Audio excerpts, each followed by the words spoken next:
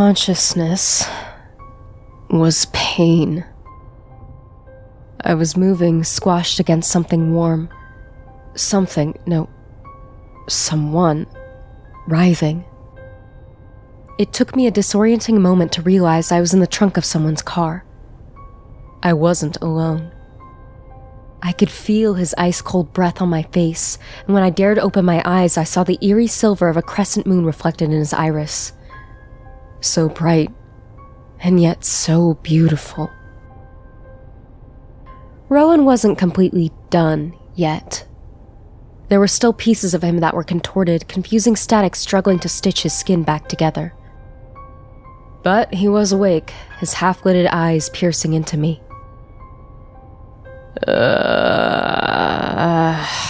I fucking hate you. His voice was a whispered, slurry mumble, and I could sense the darkness seeping back into me, ready to tear me away once again. The two of us were pressed together, eye to eye, our arms bound behind our backs, so there was no way to avoid that uncomfortable conversation neither of us wanted to have. "You're drugged," I whispered, testing out my new mouth.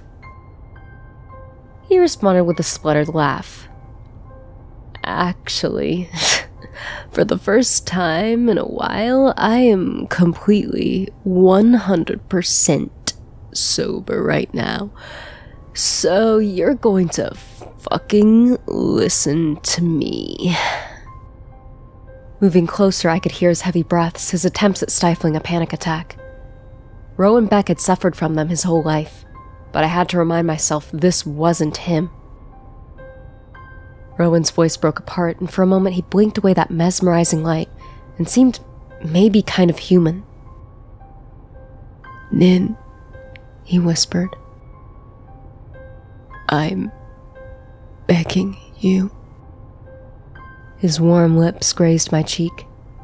I don't think that was his choice, especially when the car we were in flew over a speed bump. "Please, save them." Instead of speaking, I found myself running my hands through his hair. Wait, wasn't I tied up? My head was spinning, two versions of Rowan swimming in front of me.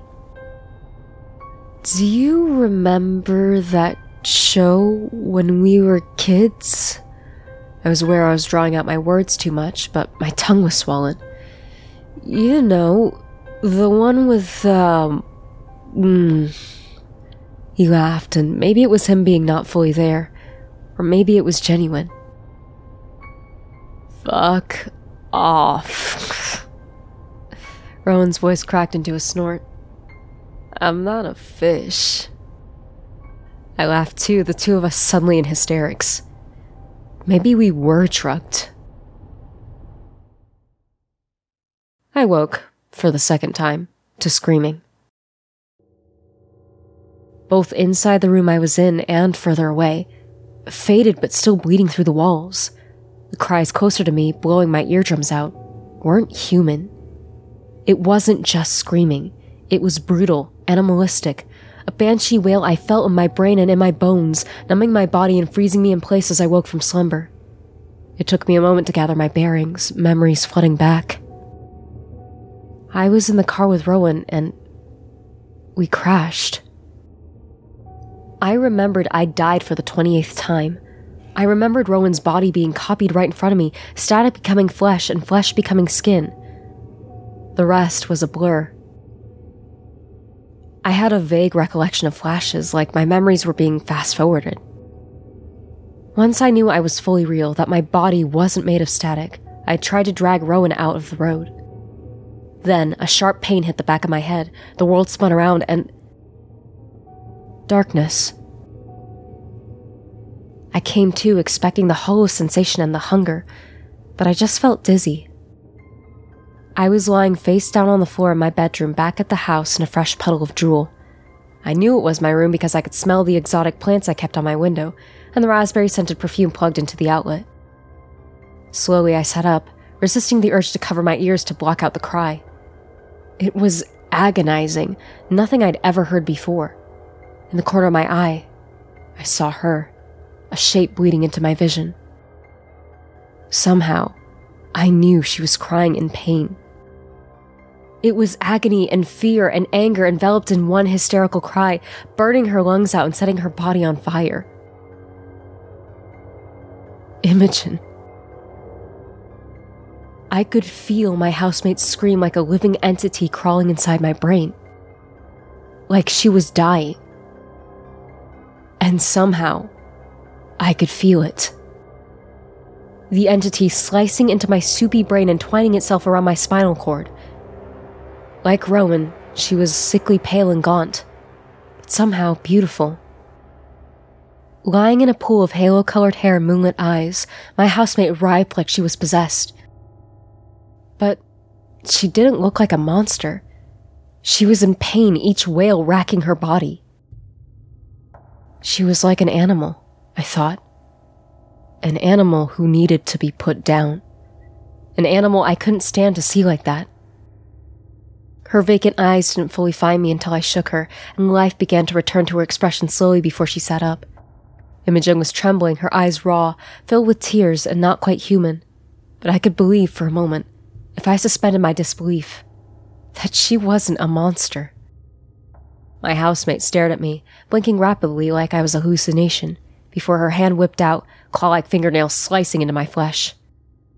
I felt her desperation, each nail digging into my skin and drawing blood. She could smell me. Rowan said that the three of them had been starving for the last few days, and seeing me must have been agony. Before she seemingly caught a hold of herself, Imogen's grip loosened, her clammy fingers detaching from my flesh. My housemate's expression crumpled, humanity blooming back into fruition. Her voice grew stronger. "Please." She was growing progressively more hysterical. "You have to stop them! They're hurting them!" Imogen tried to get up, but she was so weak. I found myself reaching out a hand and yanking her to her unsteady feet, and once she could hold herself, my housemate dragged herself over to the door.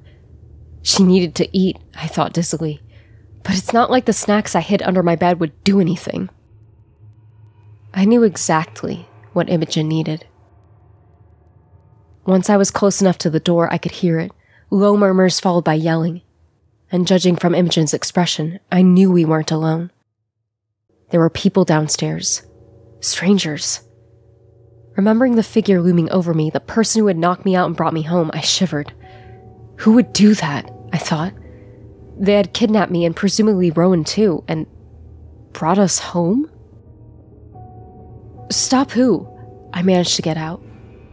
My housemate was sobbing, trying and failing to get the door open, her twitching fingers scraping the handle. I sucked in a breath and grabbed her hands, squeezing them. The same thing I did in our freshman year, I found holding her hands and talking to her in hushed whispers calmed her down enough to talk. This time, however, my housemate was inconsolable. I did what I could to break through. "Imogen," I spoke stiffly, "you need to tell me what's going on, okay?" I squeezed her hands tighter, and her wails turned into soft whimpers. I hadn't forgotten what she was, and who I was to her, nothing but food. But right then, we were both dealing with an unsuspected, mutual enemy. I shook her again when she let out a sharp cry. Her whole body was trembling, and I fought to stabilize her. Every erratic movement threatened to buckle her legs. "Imogen, who's downstairs?" Her expression darkened, and I caught that sliver of moonlight glinting around her iris. Somehow, my housemate was acting territorial. "There are strangers," she said through her teeth. "They're hurting us, and I can't stand it, Nin. They're hurting us. They won't stop hurting us, and my head feels like it's on fire. I can't think straight." She drifted off, grabbing the door handle with one hand and my arm with the other. I didn't fight against her strength. I didn't hear the rest of what she said. It was caught up in a territorial hiss ripping from her throat. Imogen's grip tightened once again as my housemate dragged me down the hallway. She flattened us against the wall and twisted to me, pressing a shaky finger to her lips. "Follow me," her eyes told me. I held my breath, sticking to her steady stride. "The guys," I managed to get out. "Did they..." What was I gonna say? Did they hurt someone? Kaz and Rowan were unpredictable under the full moon. I had no idea what they were capable of. It must have been them downstairs, them doing the hurting. After all, in my head, they were monsters. "No," Imogen whimpered. "It's a group of them," she said. "They're hurting us." Imogen's humanity practically emitted from her like an aura. I saw fear, pain, and anger. All human emotions. "Kaz and Rowan," she said in sharp gasps. "They killed them. Over and over again. They keep killing them. And it hurts." Copying, I thought dizzily. Someone, no doubt the person who had kidnapped Rowan and me, was torturing them. Imogen swallowed a cry, her expression twisting. She didn't finish that sentence, and that only left more questions as she pulled me further down the stairs. The low murmur of voices got louder, until I could hear them clearly. A man, or a group of them. As we neared the door, Imi grew stiff. "Stay with me," my housemate breathed. She turned to me, her eyes glowing, that eerie white bleeding into her irises. I couldn't trust her, not when her expression had melted into something inhuman, something I'd expect from a horror movie. Her teeth came out in a vicious growl, her steel grip tightening. The monster my housemate was, however, was surprisingly protective. When I tried to pull my arm from hers, Imogen made a hissing sound, digging her fingernails in.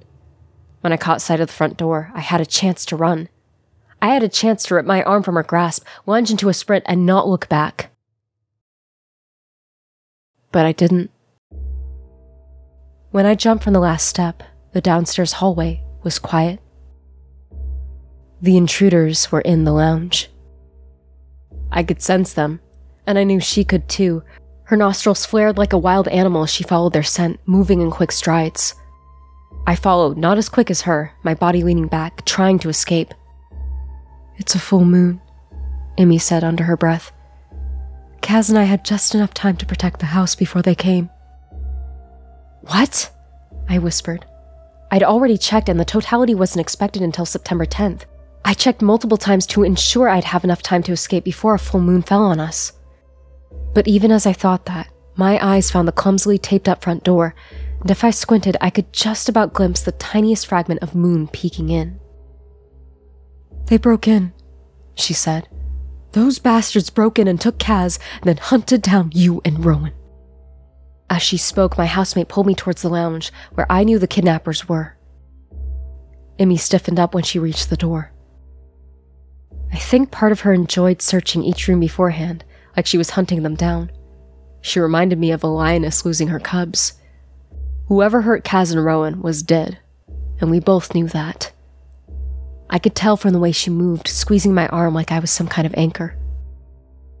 We found the boys inside the lounge, surrounded by a group of strangers. I didn't know what to look at first.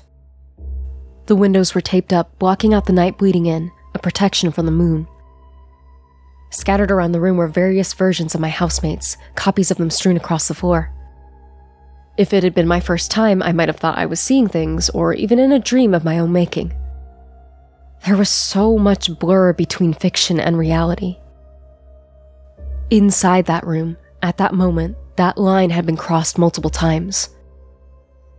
What I was seeing reminded me of an Adult Swim commercial. I can't remember which one, but I do know that those commercials were made to spread unease and play with that so-called line which separated reality and our own dreams. The copies were in varying states, decapitated heads and severed limbs leaking static mixed with blood soaking into the carpet. It was like seeing a cartoon leak into real life, the canny with the uncanny. My stomach twisted at the sight before my gaze found the current versions.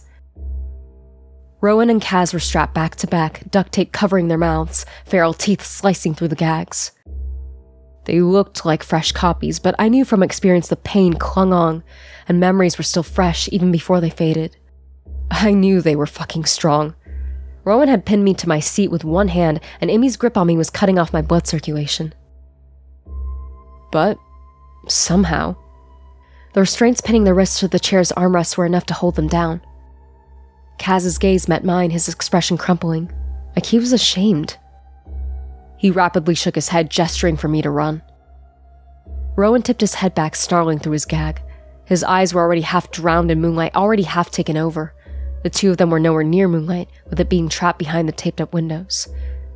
But I still saw it coming to life in their eyes, and their cracking skin splintering apart, static moonlight leaking out. It was strange, seeing the hunters become the hunted. Imogen didn't speak. Her eyes were wide, her expression feral.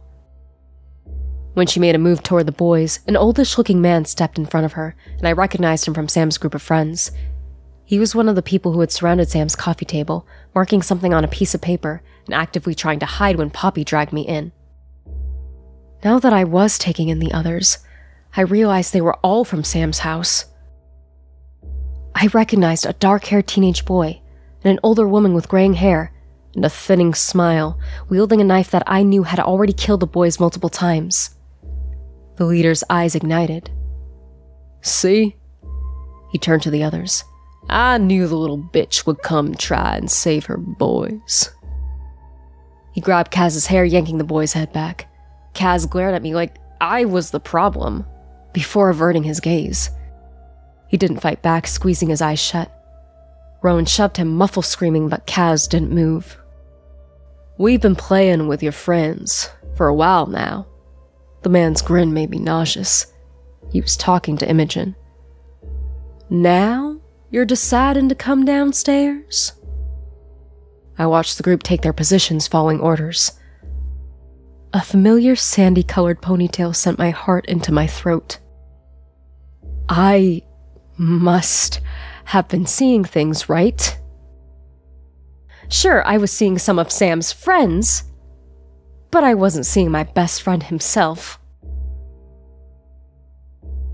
That idea quickly splintered when I glimpsed his face. I wanted to find his expression frozen in some kind of trance. I wanted to believe he was brainwashed or under some kind of control. But Sam's eyes were lit up with excitement, anticipation, his lips pulling into a small smile as his group surrounded Rowan and Kaz. He must have seen me with Imogen, must have known that I was in the room. As much as I struggled to meet his gaze, however, I realized he was actively ignoring me. Sam was armed. The boy who told me he was scared of fireworks going off was armed with a scary-looking blade sticking out from his belt, a handgun molded into his palm.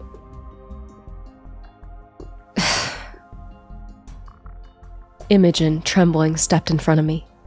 Her lips curled back into a hiss, and the man's eyes widened. "See? She's a monster." The man cocked his head, and I tore my gaze from Sam. "A devil, too, I presume." Devils. My eyes took in the rest of them, their disgusted sneers. That's what these people thought they were. Imogen winced, hurt by their words, but she held herself together. "They're not devils," I heard myself say, surprised by my confidence. I had spent days trying to escape the monsters in my house, the monsters who were killing and eating me. Yet, I was still a resident, and Sam and his gang were the intruders. "Get out," I said, directing my words at Sam. I was going to kill him. Then, I was going to kill his friends. "This has nothing to do with you." I sucked my teeth. "Also, they're clearly werewolves." Rowan caught my eye, his expression crumpling. Even with the duct tape gag, his eyes perfectly screamed, "Are you serious?" "No, Nin," Imogen murmured. "I want to know who the fuck they think they are." Imogen's gaze snapped to the man, her lips curling into a snarl. "Why are you hurting my family?" Her grip slipped from my arm and I was free. I was free to run, but I didn't. Emmy's eyes reminded me of a cornered animal. She was frantic. "Who are you? It was the first time I'd heard Imogen Prairie sound threatening. I'd known her for 2 years and I'd never seen this side of her. The monster she had been trying to hide. She opened her mouth to speak but stopped when the teenage boy, who looked to be 13 at most, lunged forward, grabbed Rowan by the scruff of his neck, yanked his head back, and plunged the knife he'd been playing with into my housemate's stomach. Rowan screamed, an agonizing raw wail piercing my brain. But his cry wasn't alone. Kaz, struggling wildly, howled into his gag, and Imogen squeaked, slamming a hand over her mouth. And then it hit me. Why I'd woken to her crying, writhing on my bed. Why her tangled words had been barely decipherable on her tongue. "Stop!" she screamed, dropping all pretense. Imogen could feel them. Everything they felt, everything the two of them were going through, she felt it too, and it was ripping her apart. Every copy of the boys who'd been tortured and murdered, Imogen felt everything. Their pain, their deaths, their rebirths. Chuckling, the man pulled the knife out with a whistle. It slid easily back through several layers of skin, though the knife was wet with static. Imagine something you didn't think was tangible, didn't think could be touched. And there it was, slicking the blade. There was a cavern in his gut, and already the blood was draining away, the skin stitching back together with pooling static. The man's eyes were wide, lips stretched into a grin. "This is a fascinating magic trick," he leered. "Why don't you tell me, huh? How do these guys do it? We can slice up your boys and cut off their heads, and they just grow another one." His shriek of laughter pierced my ears, and I caught Rowan's half-lidded eyes flick to the window still covered with tape. Imogen's lip curled. She was already keeping an eye on him. Something told me the chair wasn't going to hold him for long. "Rowan?" she spat. "I'm handling it." He responded with a snort, muffling through the tape. "Well, you're doing a great fucking job." "I've got a question." The kid stepped forward with a scowl. I expected Imogen to attack him, but she just stood there, paralyzed, her body rattling with the boy's pain. "What did you devils do to my brother?" His words stirred something in my mind. Is that what they had been doing? Before me, had they feasted on others? Others who didn't share my ability to come back? No. Because they made it pretty clear all they could eat was me. The leader, who was more in awe than disgusted, laughed. "You're a devil spawn hiding in an innocent's body. Why don't we have another look at what's inside, hmm?" To my surprise, he gestured to Sam. "The Delacroix devil is an old flame, right?" "He's all yours, Samuel. And don't show any mercy, kid." In 2 quick steps, he was in front of Kaz, slapping him across the face. I saw Imogen's expression darken significantly. Rowan snarled like an animal. The man raised his voice, addressing the rest of them. "Just like I told you, this thing ain't Charlie Delacroix. It's a mimic. This creature's wearing the boy's handsome smile is nothing more than a suit of flesh for a devil, and we're putting him down." He laughed. "And we'll do it again, and again, and a fucking again, until he stays dead." Every word was emphasized as he ducked in front of Kaz, spitting each one in his face. Sam straightened up. He caught my eye before quickly looking away. "Yes, sir." "And remember," the man grunted, "they ain't human. I don't know what the fuck they are. They're demons. They don't even have shadows, look at them. They bleed darkness and they're feasting on townspeople." Sam didn't move for a moment, before nodding and striding over to my housemate. Kaz weakly lifted his head, and I caught a glance between them. It was so fast I barely saw it, but it was definitely there. Familiarity and hatred mixed together in a cocktail burning between the two of them. Sam didn't hesitate, stabbing the blade through Kaz's hand, and just like clockwork, Rowan and Imogen reacted in sync, jolting like they had been electrocuted. Sam didn't stop. He plunged the knife again and again, each thrust more violent, more brutal, telling a story. When Kaz's body arched back and he lunged forward in his chair, screaming through the tape over his mouth, howling like a beast, Sam twisted the blade deeper until it perforated bone, which turned to static, rewriting itself back into existence. Kaz's body didn't make sense. Rowan's cries turned animalistic as he kicked and screamed, his razor-sharp teeth slicing through the tape. Sam. No matter how much he seemed to enjoy it, there was something else in his eyes. Something I think he was in denial of, which only motivated him further. He was upset. No, angry. Fuming. My housemate's pained wails were in perfect harmony, and next to me, Imogen took a different stance. Her grip slipped from my wrist. "Go upstairs and lock yourself in your room," she said through sharp breaths. "Just like every other full moon, and don't come out until dawn."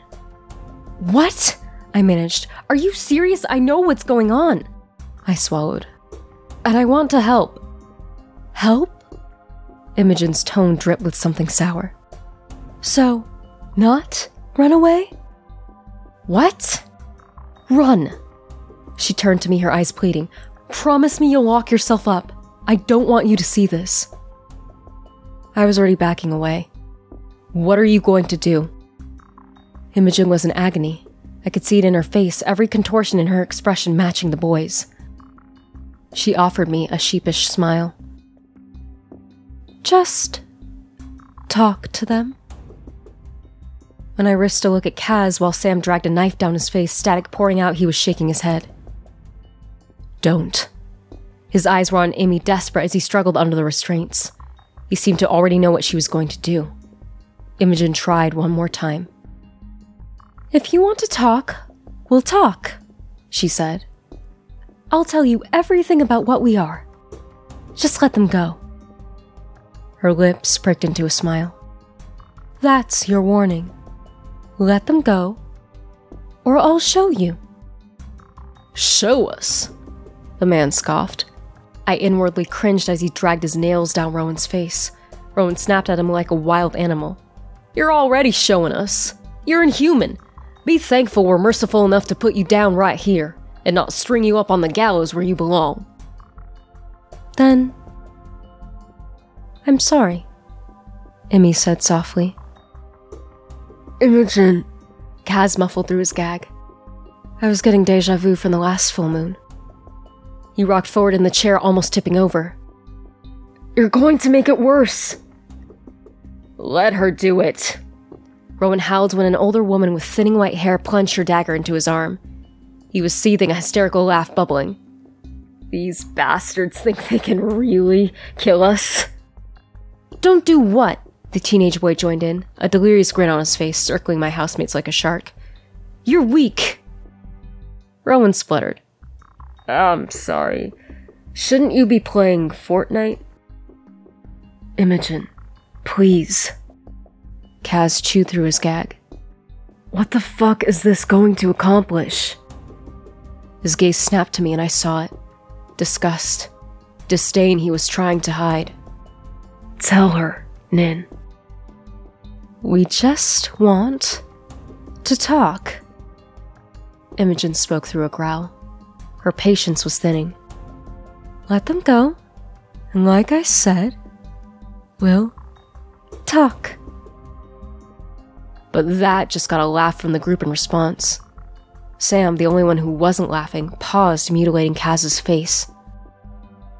I noticed he was slower with the knife, like he was reveling in watching the skin slice open and splinter, bleeding moonlight. "Talk?" a woman screeched. Her voice was like nails on a chalkboard. "The devils want to talk to us! Devilish wolves don't talk!" Rowan groaned. "Jesus fucking Christ, we're not wolves." She pointed a gun at Imogen. "Tell me, child," she sneered. "Would you be able to come back from a bullet in the brain? If I blow your head off, will you grow another one like that? Should I test it out?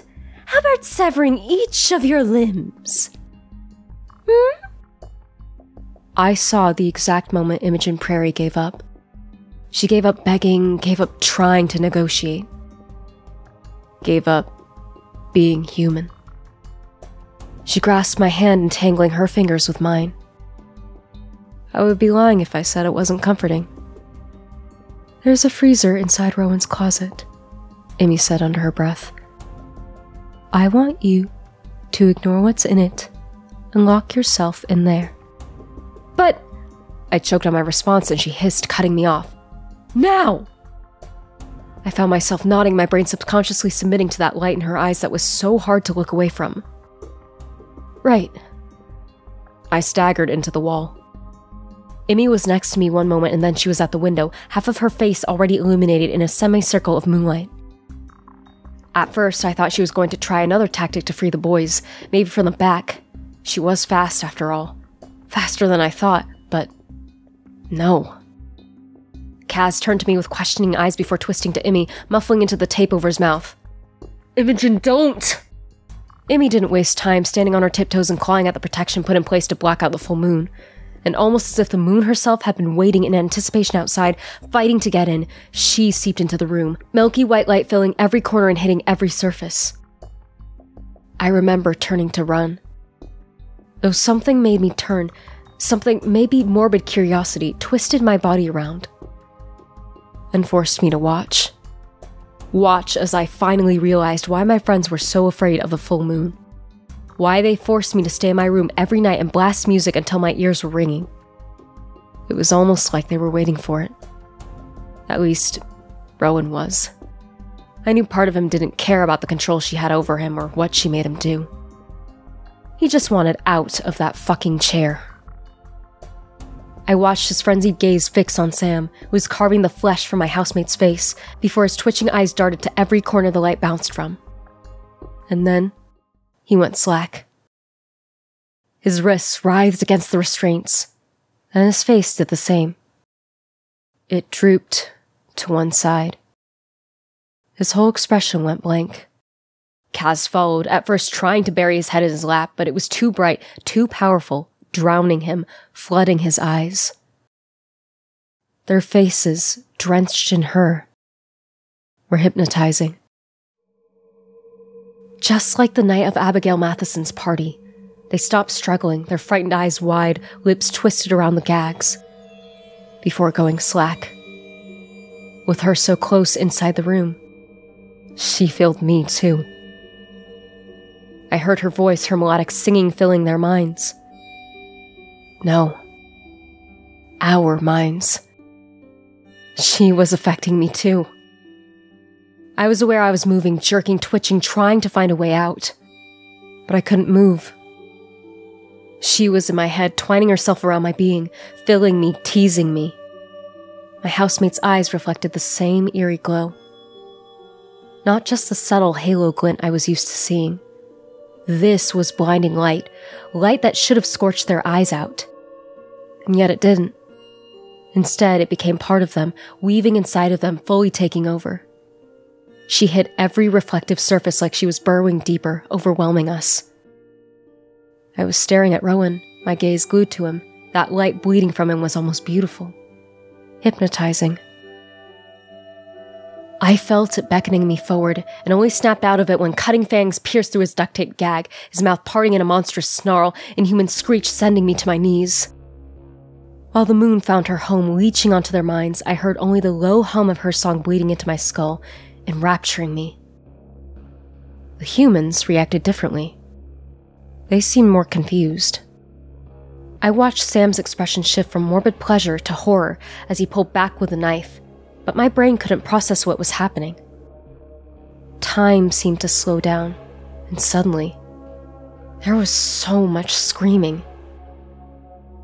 What my mind failed to grasp was that Rowan had ripped himself from the restraints, stumbling like an animal, duct tape still hanging from the corner of his mouth, and pounced on the woman who had leered at him. There wasn't even a struggle. I saw those brand new teeth snap out in an animalistic bite, and her headless torso hit the ground. Just like that. So fast. But he didn't stop there. Once free and fully exposed to her light, still suffocating the room, my housemate dropped to his knees, tearing into her chest and ripping out the squirming, glistening insides until she was nothing more than unrecognizable flesh pulsing under his weight. I didn't even see Kaz escape, but his chair was overturned and there was so much blood. So much red illuminated under the mesmerizing moonlight, drenching everything. It glittered under dim light, and trails and severed limbs strewn across the carpet. Kaz had been the chilled out one, the one against killing Sam and his gang. But once the moon seeped inside him, my usually laid-back housemate crawled across the floor, tearing into anything resembling human flesh, bounding forwards on his hands and knees like a rabid dog. I watched him dive on the flailing teenage boy, gnawing into him. Mushy pink matter clung between his teeth as he chewed through the boy's skull, newly elongating fangs splintering shattered bone and brain. Kaz's movements were mindless, blindly grasping for anything alive in his path. Imogen pounced on a screaming man, ripping out his spine with a single brutal tug. Then Rowan, still kneeling over the woman's remains, coughed up an eyeball. Imogen snatched it from the ground and stuffed it into her mouth, the pulpy mass of red and white squelching between her two sharp teeth. That's when I remembered how to breathe. Movement behind me. Sam's sharp, heavy breaths hit the back of my neck as he whispered, "Run." "Get out of here, Min," he hissed, slipping on the entrails stuck to the soles of his shoes. "Fucking run!" Kaz, still ravaging the corpse of the leader, reacted to Sam's movement. His neck snapped up, head cocking to the side. His eyes were vacant. Sam stumbled back. He didn't look scared. I wouldn't say it was fear. It was pain. Agony. "Fuck," he said in a sharp breath, his gaze on Kaz. Sam pressed himself against the wall, twisting his head to find an exit. "Kaz." He held out his hands. "Hey, Kaz! It's me!" My housemate's face was transformed. No longer human, no longer the guy I knew, twisted into something resembling a zombie. His eyes were milky white, filled, drenched, overwhelmed with her. Every part of him was her, his splintered skin bleeding her, his claws digging into flesh and bone. There was nothing there. No ignition in his eyes, nothing to suggest he was a living, breathing human. Looking at Rowan, he had the same look, kneeling over the kid's body. Imogen, moving from each body with incredible speed like an animal, her toes primed slick with pooling red. I was still standing there, staring like a fucking idiot, when the three of them seemed to change. No, that's not the word. As if they operated as a three, they all suddenly got the same thought. Kaz stopped mindlessly chewing, a slew of chewed-up red mush slipping down his chin. Rowan spat out what he'd been mauling, and Imogen lifted her head and looked directly at me. The other two followed like they shared a hive mind of some kind, a mind which no longer thought like a human, instead like a feral beast. I would much rather have been ignorant at that moment. I would have happily worn rose-tinted glasses. Instead, though, it began to dawn on me. Looking at what they were feeding on, they weren't really eating it, just chewing it and spitting it out. Or, in Rowan's case, mauling on it like a dog. When Imogen slowly got up on primed toes, nostrils flaring, moonlit eyes pinpointing on me, I remembered her words before she surrendered to the moon. "Go upstairs and lock yourself up." And as the three of them began to slowly make their way towards me, like animals cornering prey, I found my gaze going to their so-called meals. None of which they had eaten. Another step. They were taking their time, reveling in my scent, moving as a group. I could sense their mutual agreement that they were going to share. When Rowan made a sound cross between a snarl and a snort, I twisted around and ran. The front door was closed, but they already knew my thoughts before they did. They knew my destination before it was in my head. Kaz appeared in front of the door, Rowan and Imogen behind him. So I dived upstairs. Again, though, they already knew. They knew where I was heading. Their footsteps followed me, pounding up the stairs, forcing me to kick myself further into a frenzied sprint. The breath tickled the back of my neck, and halfway up the stairs, a hand curled around my leg and yanked.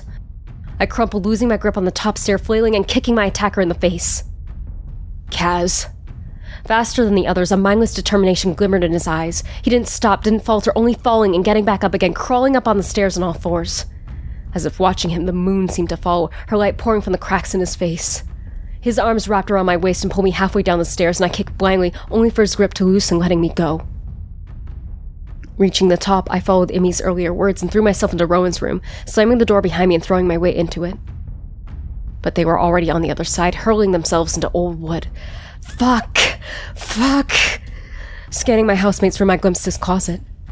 They were going to get through. Their combined weight was overwhelming, sending me staggering. I left the door, lunging into the closet just as they broke through. Rowan was first, then Kaz and Imogen. When I saw Rowan's teeth curl back, an animalistic hiss ripping into my ears. Rowan dropped onto his knees, rolling around in seeping, pooling moonlight. I made awkward eye contact with him, and his head inclined. He made a soft noise, and I bit back a hysterical laugh. Yep, definitely werewolves. The closet door was flimsy, barely even a door. But something was inside. A large white container my brain didn't register as a freezer until I yanked it open, finding myself face to face with severed pieces of an earlier version of me. I didn't have time to be disgusted. Slamming the closet doors shut, or at least trying to shut them as best as I could, I climbed into the freezer, burying myself in my own body parts, and closing the lid shut. Sucking in a breath, I waited for them to knock it over or rip open the lid. Instead, though, the three of them didn't even come into the closet. They knew I was in there. I could hear them clawing at the wood, slamming their weight into it. But for some reason, they never came in. When I was sure I was safe, I risked letting out a breath. And then, I was too aware of where I was. What I was enveloped in. I reached out, cringing when I touched my own severed flesh. Rowan had cut me into pieces.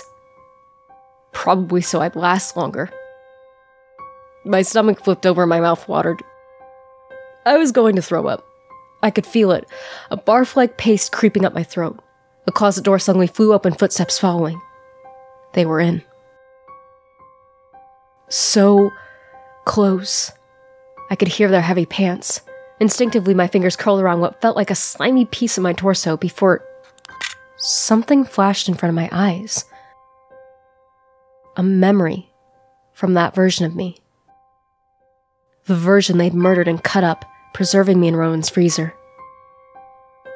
This had happened before, I thought dizzily. I'd seen my body's memories in a sharp blur of colors I could barely focus on. But this was in clarity. Again, I saw everything through her eyes. Unlike the other memory, it was less like I was seeing it, more like I was reliving it.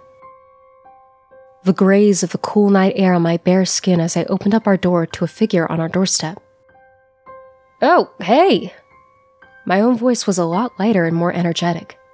I barely recognized myself. You're not the pizza guy? Min! Kaz yelled from upstairs. Did they send extra? My wallet is in my car. Sip them if they're hot, Imogen shouted, her voice a very drunk slur. It's not the pizza guy, I shouted back through a laugh. It struck me then that I didn't remember this. This had been part of my blackouts, what had been ripped away from my memories. I felt myself pull away from my body parts, my gut curling at the thought of finally knowing what happened that night.